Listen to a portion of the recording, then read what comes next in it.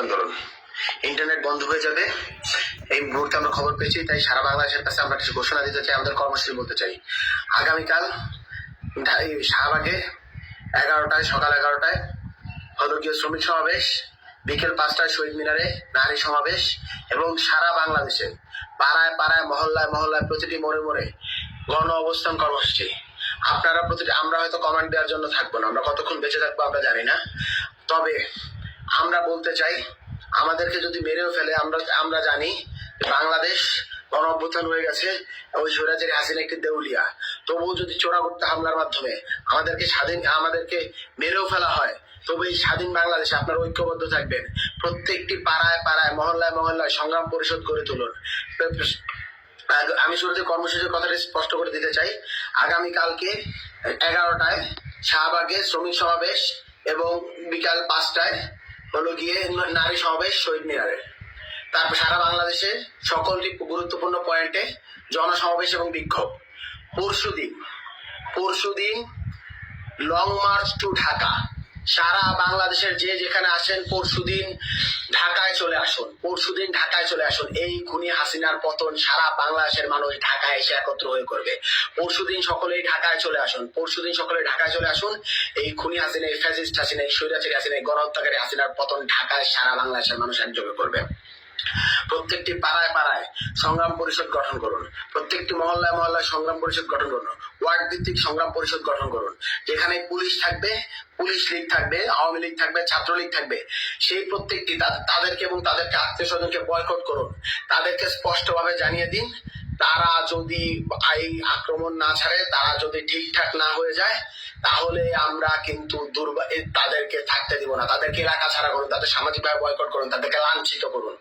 অনেক সহ্য হয়েছে, এত কিছুর পরও যারা গুলি চালায় আমরা অনেক ছাড় দিয়েছি। এত কিছুর পরও যারা এখনো গুলি চালাচ্ছে, এদের সাথে কোনো ছাড় নেই, এদের সাথে কোনো ভালো কথা নেই, এদের সাথে আর কোনো আলোচনা নেই, এদের সাথে কোনো এলাকা ভিত্তিক কথাবার্তা নেই। এলাকার কেউ আমরা চিনি না। বাংলাদেশে এখন মাত্র 2টা গ্রুপ, জালেম আর মাজলুম।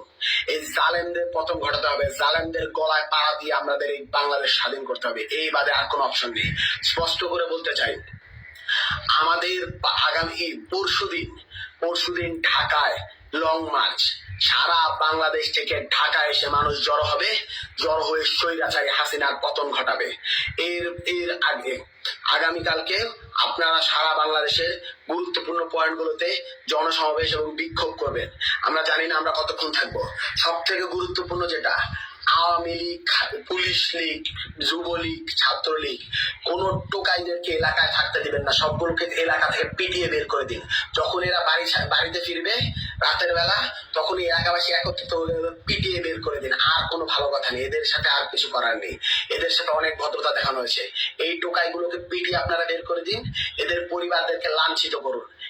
এদের পরিবার যারা এদেরকে আশ্রয় দিবে তাদেরকে লাঞ্ছিত করুন। আর কোনো ভদ্রতা দেখানোর সুযোগ নেই।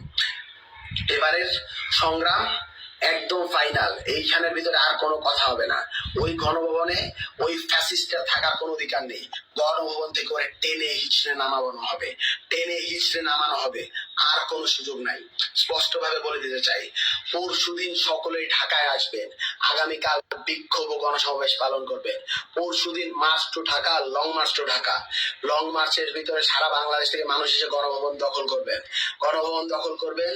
আপনারা এই ফ্যাসিস্ট হাসিনারই করবেন, ফ্যাসিস্ট হাসিনার জামিল সাহেব পতন ঘটাবেন। আপনারা সারা বাংলাদেশ ঐক্য গড়ে তুলুন, সর্বদলীয় ঐক্য গড়ে তুলুন। প্রত্যেকটি ওয়ার্ড ভিত্তিক সংগ্রাম পরিষদ গড়ে তুলুন। জালিমদেরকে পতন ঘটান। জালিমদের পতন আসন্ন। আমরা জানি না ইন্টারনেট বন্ধ হয়ে যাবে আর কতক্ষণ আমরা এই লাইভে থাকতে পারবো এবং কতক্ষণ বেঁচে থাকতে পারবো।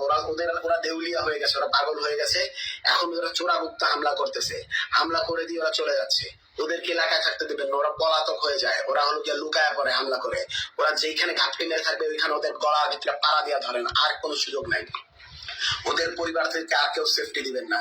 ওদের পরিবারদের সাথে কোনো সম্পর্ক না। ওদের পরিবারদেরকেও লাঞ্ছিত করুন, ওদের আত্মীয় স্বজন সবাইকে লাঞ্ছিত করুন। ওরা এভাবে ভালো হবে না, ওদেরকে ভালো করতে হবে। আর সুযোগ নাই। ওরা এখনো যখন গুলি চালাচ্ছে, আর সুযোগ নাই।